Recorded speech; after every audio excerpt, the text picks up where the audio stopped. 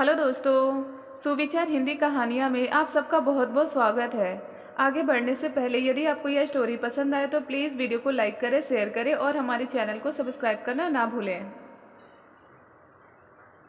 यह खबर जंगल की आग की तरह पूरी कॉलोनी में फैल गई थी कि मोहिनी की पैर भारी है और इसी के साथ कल तक जो मोहिनी पूरी कॉलोनी की औरतों में सहानुभूति और स्नेह की पात्र बनी हुई थी, अचानक ही उल्टा औरत में तब्दील होकर रह गई थी।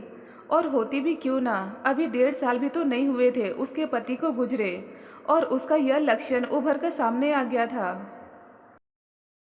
अब औरतों में तेरे मेरे पुराण के बीच मोहिनी पुराण ने जगह ले ली थी। एक कहती, देखिए तो बहन जी इस मोहिनी को, कैसी घाघ निकली कुलक्षणी, पति का साथ छूटा नहीं कि पता नहीं किसके साथ टाका भिड़ा लिया। हाँ वही तो, बाप रे कैसी सती सावित्री बनी फिरती थी और निकली ऐसी घाघ। मुझे तो बहन जी अब डर लगने लगा है, कहीं मेरे उन पर भी डोरे न डाल दे या। अरे छोड़िए, ऐसे कैसे डोरे डाल देगी। मैं तो जब तक बिट्टू के पापा घर में होते हैं हमेशा मोहिनी के सिर पर सवार रहती हूँ। क्या मजाल कि वह उनके पास से भी गुजर जाए।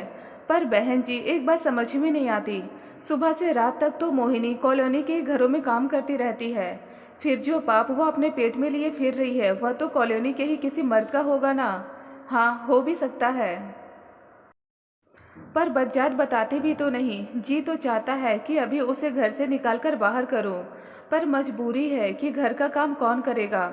हाँ बहन जी मैं भी पूछ पूछ कर हार गई हूँ उससे, पर बताती ही नहीं। मैंने तो सोच लिया है कि जैसे मुझे कोई दूसरी काम वाली मिल जाएगी इसकी छुट्टियाँ पकड़कर निकाल बाहर करूँगी। सच बात तो यह थी कि कॉलोनी के किसी भी औरत ने उस आदमी का नाम उगलवाने के लिए मोहिनी पर कुछ खास दबाव नहीं डाला था। शायद यह सोचकर कि कहीं उसने उसी के पति का नाम ले लिया तो, मगर नौकर या नौकरानी का उस शहर में मिल पाना इतना आसान नहीं था, इसलिए मजबूर होकर मोहिनी को ही उसे झेलना था। और झेलना भी ऐसे नहीं, बल्कि सोते जागते मोहिनी के खूबसूरत चेहरे पर अपनी अपनी सौत को महसूस करते हुए। मसलन जिन 4 घरों में मोहिनी नियमित काम किया करती थी उन सारी औरतों के मन में यह संदेह तो घर कर ही गया था, कहीं मोहिनी ने उनके पति को ही तो नहीं फांस रखा है। फिर तो रोज ही सुबह शाम वे अपने अपने पतियों को खरी खोटी सुनाने से बाज नहीं आती। आप किसी दूसरी नौकरानी का इंतजाम नहीं करेंगे? मुझे तो लगता है आप चाहते ही नहीं कि मोहिनी इस घर से जाए। क्यों, मैं भला ऐसा क्यों चाहूँगा? कहा ना, मेरा मुंह मत खुलवाइए। देखो, रोज रोज की यह खिचखिच मुझे पसंद नहीं, साफ साफ कहो कि तुम कहना क्या चाहती हो। क्या मैं ही खिचखिच करती हूँ और यह मोहिनी कैसे हमें मुंह चढ़ाते सीना ताने कॉलोनी में घूम रही है? उसका कुछ नहीं, आप मर्दों में से तो किसी के साथ उसका इस प्रकार रोज का यह किस्सा होकर रह गया था उन घरों का जिनमें मोहिनी काम किया करती थी। आखिर उस दिन यह सारी खिचखिच समाप्त हो गई जब औरतों ने खुद ही एक दूसरी नौकरानी तलाश ली। फिर तो ना कोई पूर्व सूचना ना मुआवजा, सीधे उसी क्षण से निकाल बाहर किया था सभी ने मोहिनी को। बेचारी मोहिनी रोती गिड़गिड़ाती रह गई थी, पर किसी को भी उस पर दया नहीं आई थी। कुछ दिनों तक तो मोहिनी का गुजारा कमाकर बचाए के पैसों से होता रहा था, पर जब पास की उसकी सारी जमा पूंजी समाप्त हो गई तब कॉलोनी के दरवाजे दरवाजे घूमकर पेट पालने लगी थी। इसी तरह दिन कटते रहे थे उसके। और जब समय पूरा हुआ तो खैराती अस्पताल में जाकर मोहिनी भर्ती हो गई थी। उस कॉलोनी में कुछ ऐसे घर भी थे जिन्होंने अपने यहाँ नियमित नौकर रखे हुए थे। उन्हीं में एक घर समन बाबू का भी था, जहाँ रमन नाम का एक 12 वर्ष का बच्चा काम करता था। लेकिन एक दिन अचानक ही रमन को उसका बाप आकर हमेशा हमेशा के लिए अपने साथ ले गया। घर का झाड़ू पोछा, बर्तन व कपड़े धोने का आदि का काम अकेले कोमल जी से कैसे हो पाता। सो अब उनके घर में भी नौकर या नौकरानी की तलाश शुरू हो गई थी। कोमल जी की बेटी को तो अपनी पढ़ाई से फुर्सत ही नहीं मिलती थी कि वह घर के किसी भी काम में माँ का हाथ बटा सकती। सो 2 ही दिनों में घर गंदा दिखने लगा था। जब सुबह सुबह ड्राइंग रूम की गंदगी समन बाबू से देखी नहीं गई तो उन्होंने खुद ही झाड़ू उठा ली। यह देखकर कोमल जी बुरी तरह अपनी बेटी पर तिलमिला उठी थी। छी, शर्म नहीं आती तुम्हें? पापा झाड़ू दे रहे हैं और तुम बोल तो ऐसे रही है मम्मी कि मैं इस घर की नौकरानी हूँ। अगर यही सब कराना था तो मुझे पढ़ाने की क्या ज़रूरत थी? बचपन में ही झाड़ू थमा देती हाथ में। अभी बात और भी आगे बढ़ती कि तभी दरवाजे पर दस्तक हुई थी। अरे देखो तो कौन है। समन बाबू ने कहा। दरवाज़ा खोला तो सामने गोद में नवजात बच्चे को लिए मोहिनी नजर आई थी। उसे देखकर मन और भी खट्टा हो गया था कोमल जी का। बोली थी, तू तू क्यों आई है यहाँ? मोहिनी गिड़गिड़ा उठी थी। कल से एक दाना भी पेट में नहीं गया है मालकिन, छाती से दूध भी नहीं उतर रहा। मैं तो भूखी रह भी लूँगी, पर इसके लिए थोड़ा दूध दे देती तो। कोमल जी अभी उसे दूध काढ़ने की सोच ही रही थी कि तभी घर के ढेर सारे काम आंखों में नाच उठे थे। फिर तो उनके मन की सारी खटास पल भर में ही धुल हो गई थी। बोल पड़ी, जो किया है तूने उसे तो भुगतना ही पड़ेगा। खैर देती हूँ दूध, बच्चे को पिला दे। रात की रोटी पड़ी है तो भी खा ले, और हाँ, घर की थोड़ी साफ सफाई कर देगी तो दिन का खाना भी खा लेना। बोल कर देगी। चेहरा खिल उठा था मोहिनी का। थोड़ी ही देर में घर को झाड़ पोंछ कर चमका दिया था उसने। बर्तन मांस धोकर किचन में सजा दिए थे। यानी चंद ही घंटों में कोमल जी का मन जीत लिया था उसने। शाम को मोहिनी जब वहां से जाने लगी तो कोमल जी उसे टोक कर बोली थी, वैसे तो तुझ जैसी औरत को कोई भी अपने घर में घुसने नहीं देगा, पर मैं तुझे एक मौका देना चाहती हूँ।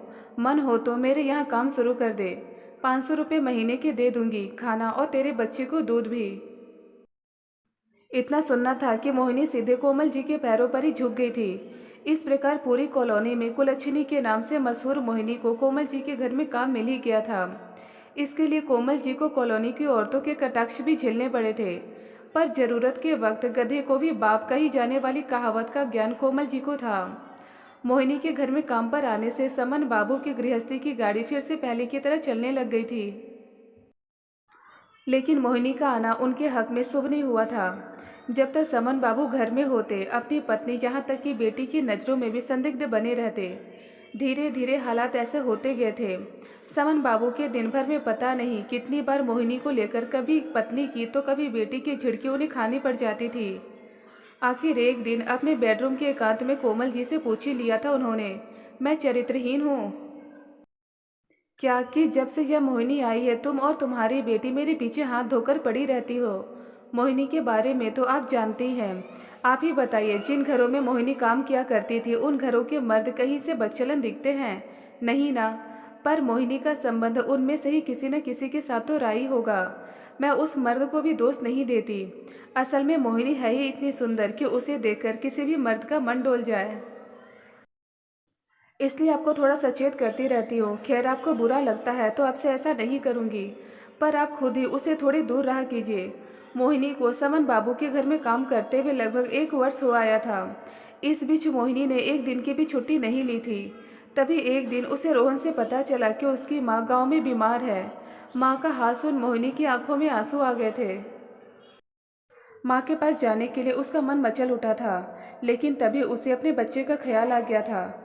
बच्चे के बारे में क्या कहेगी वह? समाज के लोग तो पूछ पूछ के परेशान कर देंगे। फिर मन में आया कि जब तक माँ के पास रहेगी घर से निकलेगी ही नहीं। रही बात माँ की तो उसे तो वह समझा ही लेगी। वैसे भी कौन सा उसे जिंदगी बिताने जाना है गाँव। सारा कुछ ऊंच नीच सोचने के बाद कोमल जी से सप्ताह भर की छुट्टी की बात की थी उसने। क्या 1 सप्ताह? अभी आगे कुछ कोमल जी बोलती कि बेटी ने माँ को टोक ही दिया था।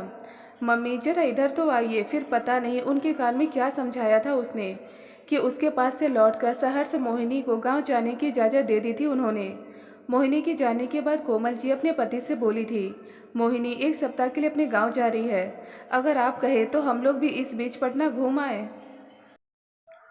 काफ़ी दिन हो गए माँ बाबूजी को देखे। देखो, मैं तो नहीं जा सकूँगा, यहाँ मुझे कुछ ज़रूरी काम है। चाहो तो तुम बच्चों के साथ हो आओ। समन बाबू बोले थे। फिर तो रात की ट्रेन से ही कोमल जी दोनों बच्चों के साथ पटना के लिए प्रस्थान कर गई थी। कोमल जी को गए अभी दूसरा ही दिन था कि अचानक ही रात में समन बाबू को बुखार, खांसी और सिर दर्द ने याद दबोचा। सारी रात बुखार में वह तपते रहे थे। सुबह भी बुखार ज्यों का त्यों बना रहा था। चाय की तलब जोरों की लग रही थी, पर उठकर चाय बना पाने का साहस उसमें नहीं था। वह हिम्मत जुटाकर बिस्तर से उठने को हुए ही थे कि तभी दरवाजे पर दस्तक हुई। उन्होंने उठकर दरवाज़ा खोला तो सामने मोहिनी खड़ी थी। उसे देखकर वह चौंक पड़े थे। अभी वह कुछ पूछते ही कि मोहिनी बोल पड़ी, बाबूजी, जब मैं गांव पहुंची तो माँ एकदम ठीक हो गई थी। फिर वहाँ रुककर क्या करती? यहाँ मालकिन को दिक्कत होती या नहीं? पर यहाँ तो कोई है नहीं। सभी पटना एक बार की जोरों की खांसी उठी और वह खांसते खांसते सोफे पर बैठ गए। उन्हें उस हाल में देखकर मोहिनी पूछ बैठी, तबीयत तो ठीक है मालिक? खांसी पर काबू पाने की कोशिश करते हुए बोले थे, देखना कल रात से ही बुखार है, खांसी और सिर दर्द भी है। इतना सुनना था कि मोहिनी ने आगे बढ़कर उनके माथे पर अपनी हथेली टिका दी, फिर चौंकती हुई बोल पड़ी, बुखार तो काफ़ी है मालिक, कुछ दवा वगैरह ली आपने? जवाब में सिर्फ इतना बोल गए समन बाबू, एक कप चाय बना देगी? फिर तो चाय क्या, पूरी उनकी सेवा में जुट गई थी मोहिनी। समन बाबू ने फ़ोन करके डॉक्टर को बुलवा लिया था। डॉक्टर ने जो जो दवाइयाँ लिखी मोहिनी खुद भागकर ले आई। डॉक्टर की हिदायत के अनुसार समन बाबू के माथे पर वह अपने हाथों से ठंडे पानी की पट्टी भी रखती रही। खुद का खाना पीना तो भूल ही गई। अपने बच्चे को भी दूध तभी पिलाती जब वह भूख से रोने लगता। इस प्रकार 2 ही दिनों में उसकी देखभाल से समन बाबू काफ़ी हद तक स्वस्थ होते चले गए थे। इस बीच मोहिनी ने उन्हें कुछ अलग ढंग से भी प्रभावित करना शुरू कर दिया था। एक तो घर का एकांत, फिर मोहिनी जैसी खूबसूरत और चरित्रहीन स्त्री की निकटता। उसको प्राप्त करने के लिए समन बाबू का भी मन डोल उठा था। रात को घर का सारा काम निपटाने के बाद मोहिनी समन बाबू के पास जाकर बोली, अब मैं जाती हूँ मालिक, मालकिन तो बुधवार की रात को आएंगी, मैं बृहस्पतिवार की सुबह आ जाऊंगी। आपकी तबीयत भी अब ठीक ही है। जवाब में समन बाबू बोल पड़े थे, अरे कहाँ, आज तो तबीयत पहले से भी ज़्यादा खराब है। जी, चौंककर मोहिनी ने अपनी हथेली उनके माथे पर टिका दी थी, फिर बोली थी, ना कहाँ है बुखार? अभी वह उनके माथे से अपनी हथेली हटाती कि एक झपट्टे के साथ उसकी कलाई पकड़कर समन बाबू बोल पड़े थे, तू भी कमाल की है, अंदर का बुखार कहीं ऊपर से पता चलता है। मोहिनी समझ गई थी कि अब उसके मालिक पर कौन सा बुखार सवार है। चेहरे पर उनके प्रति घिन से उभर आई थी। एक झटके से अपना हाथ उनकी पकड़ से मुक्त कराती हुई मोहिनी बोल पड़ी थी, छी मालिक, आप भी, आप मर्दों के लिए तो औरत भले अपनी जान ही क्यों ना दे दे, पर आपके लिए वह मांस के टुकड़े से अधिक कुछ भी नहीं। इसके साथ ही अपने बच्चे को उठाकर वह तेजी से बाहर निकल गई थी। बृहस्पतिवार की सुबह मोहिनी जल्दी जल्दी तैयार होकर समन बाबू के यहाँ पहुँच गई। कोमल जी की नज़र उस पर पड़ी तो दांत पीसती हुई वह बोल पड़ी थी, आ गई महारानी, अरे तुझ जैसी औरत पर भरोसा करके मैंने बहुत बड़ी भूल की। मोहिनी समझ तो गई थी कि मालकिन क्यों उस पर गुस्सा हो रही है, फिर भी पूछ बैठी थी, मुझसे कोई भूल हो गई मालकिन? अरे बेशरम, भूल पूछती है, अब बर्बाद करने के लिए तुझे मेरा ही घर मिला था। हाँ, माँ बीमार है, छुट्टी चाहिए। माँ सचमुच बीमार थी मालकिन, पर जब मैं वहाँ पहुँची तो वह ठीक हो चुकी थी। वहाँ रुकने से कोई फ़ायदा तो था नहीं। मन में यह भी था कि यहाँ आपको दिक्कत हो रही होगी, इसलिए चली आई। यहाँ आकर देखा तो मालिक बहुत बीमार थे, आप लोग भी नहीं थे यहाँ। बस मौका मिल गया तुझे मर्द पटाने का। यह क्या बोल रही है मालकिन, मैं तो लौट ही जाती, पर मालिक को उस हालत में छोड़ना ठीक नहीं लगा। मालिक को कुछ हो जाता तो? चुप चुप बेशरम, बोल तो ऐसे रही है जैसे वह मालिक न हुए कुछ और हो गए तेरे। अरे बच जाती, जब भी नहीं सोचा तूने कि किस घर में सेंध मार रही है, पर तू भला क्यों सोचेगी? अगर यही सोचना होता तो शहर क्यों भटकना पड़ता तुझे? अरे पति मेरे हैं, जो होता मैं देखती आकर। पर बस बस मालकिन बस, आखिर मोहिनी के धैर्य का बांध टूट ही गया। अगर मालिक को कुछ हो गया होता तो क्या कर लेती आप आकर? अरे पति का दर्द क्या होता है ये आप क्या समझेंगी? आपके माथे पर तो सिंदूर चमक रहा है ना। मुझसे पूछिए कि मर्द के बिना औरत की जिंदगी क्या होती है। आपने मुझे कैसी कैसी गालियाँ नहीं दी, इसलिए न कि आज मेरे पति का हाथ मेरे सिर पर नहीं है। आज वह जिंदा होता तब अगर छिपकर मैं किसी गैर से भी यह बच्चा पैदा कर लेती तो कोई मुझे कुछ नहीं कहता। यह जिसे पूरी कॉलोनी वाले मेरा पाप समझते हैं, इसमें भी मेरी कोई गलती नहीं है। अरे हम औरतें तो होती ही कमज़ोर है। बताइए बताइए आप ही मालकिन, कोई गैर मर्द यदि किसी औरत की इज्जत जबरन लूट ले तो उल्टा वह मर्द हुआ या औरत हुई। पर नहीं, हमारे समाज में गलत सिर्फ औरत ही होती है। खैर, मर्द लोग औरत को जो समझते हैं सो तो समझते ही हैं, पर दुख तो इस बात का है कि औरतें भी औरत का मर्म नहीं समझती। अच्छा मालकिन, गलती माफ़ कीजिएगा मेरी, मैं समझ गई कि मेरा दाना पानी यहाँ से भी उठ गया। पर मालकिन, मैंने तो अपना धर्म निभाया है, अब ऊपर वाला जो सजा दे। बोलते बोलते मोहिनी फफक पड़ी थी। कोमल जी मौन मोहिनी की एक एक बात सुनती रही थी। उन्हें भी लगने लगा था कि मोहिनी कुछ गलत नहीं बोल रही। तभी मोहिनी फिर बोली, अच्छा तो मालकिन मैं जाती हूँ, कहा सुना माफ़ कीजिएगा। अभी जाने के लिए मोहिनी पलटने को हुई थी कि कोमल जी बोल पड़ी, हेटी तो देखो जरा, थोड़ा रहन सहन और चाल चलन के लिए टोक क्या दिया। लगी बोरिया बिस्तर समेटने। मैंने तो उसे जाने के लिए तो नहीं कहा है। मोहिनी की आंखें कोमल जी पर टिक गई थी। कोमल जी फिर से बोल पड़ी, देख मैं भी औरत हूँ, औरत के मर्म को समझती हूँ। मैंने तो सिर्फ यही कहा ना कि अकेले मर्द के घर में तुझे नहीं जाना चाहिए था। खैर छोड़, अच्छा यह बता, क्या सचमुच किसी ने तेरे साथ जबरदस्ती की थी? अगर की थी तो तू उसका नाम क्यों नहीं बता देती? मोहिनी का चेहरा अजीब कातर सा हो गया। वह बोली, उसका नाम बता दूँ तो मेरे माथे पर लगा दाग मिट जाएगा। अरे मैं तो थाना पुलिस भी कर देती मालकिन, पर अपनी गांव की माया को याद करके चुप हो गई। मुखिया के बेटे ने माया का वही हाल किया था जो मेरे साथ हुआ। उसने तो थाना पुलिस में भी रपट लिखवाई थी, पर हुआ क्या? रात भर माया को ही थाने में बंद रहना पड़ा और सारी रात मुखिया का बेटा तो आज भी छाती तानकर घूमता फिर रहा है और बेचारी माया को कुएं में डूबकर अपनी जान गंवानी पड़ी। मालकिन, लोग तो मुझ पर ही लांछन लगाते कि सीधे साधे मर्द को मैंने ही फांस लिया। अच्छा मालकिन, बुरा तो लगेगा आपको, एक बात पूछूं? पूछ। अगर आपके पीछे मालिक नहीं मेरे साथ बदसलूकी की होती और मैं आपसे बोल देती तो आप मुझे निकाल बाहर करते या मालिक को? मुझे ही ना। हाँ, 2-4 रोज मालिक से मुंह फुलाई जरूर रहती, फिर आप दोनों एक हो जाते और। बोलते बोलते फिर मोहिनी फपक पड़ी थी। कोमल जी ने गौर से मोहिनी के चेहरे को देखा था। कुछ देर वैसे ही देखती रही थी, फिर जैसे ध्यान टूटा था उनका, बोल पड़ी थी, अच्छा अब रोना धोना छोड़, देख तो कितना समय हो गया है। सारे काम ज्यों के त्यों पड़े हैं। चल चल कर पहले नाश्ता कर ले फिर। मालकिन का इतना बोलना था कि एक बार की फुर्ती से जाग उठी थी मोहिनी में। आंसू पोंछती वह तेजी से अंदर की ओर बढ़ गई थी।